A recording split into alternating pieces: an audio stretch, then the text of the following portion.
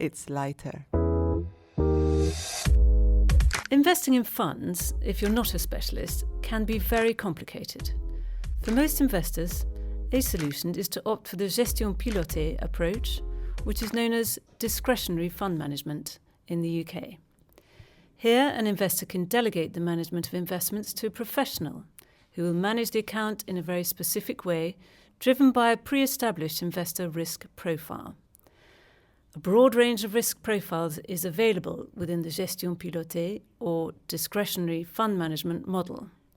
The most appropriate types of investment or asset class for any investor will be determined by their profile as an investor. This profile is established by a detailed questionnaire combined with an interview with their discretionary fund manager in order to refine the results. But let's first explain the key concept, determining the investor's risk profile. This risk assessment technique, although not new, is a relatively recent concept in France.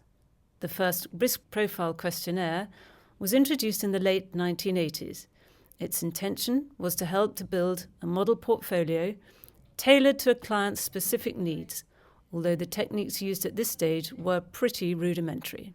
The concept of investor risk profile was developed in Australia in the 1990s. At this time, the Australian pension system was reformed in order to shift the burden of retirement provision from the state to employers. Individuals could also top up their retirement and savings products on a voluntary basis. This seismic shift in the world of savings products gave a massive boost to the financial advice industry. However, the new breed of financial advisors did not always offer investors the most appropriate advice, and this gave rise to complaints of misleading advice. So, the study of investor risk profile was developed in Australia in response to these changes in the savings industry.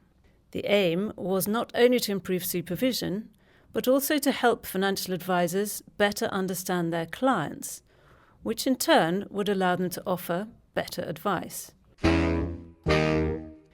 Fina Metrica was one of the first companies specializing in the study of these risks.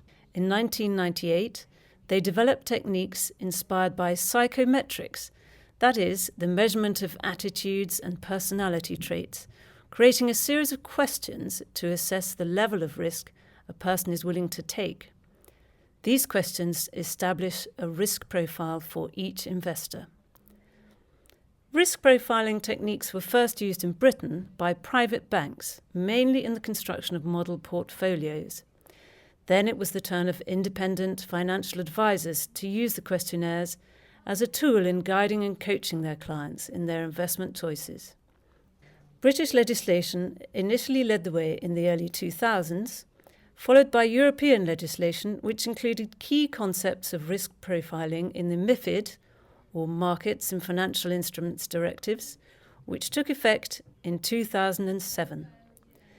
European legislation encouraged the introduction of this technique in France, where it is beginning to have some success in providing a dual protection for customers who receive more tailored advice, but also protection for financial advisors against potential claims for bad advice. The best management of a portfolio will never reach the expectations of the client if it does not fit their profile.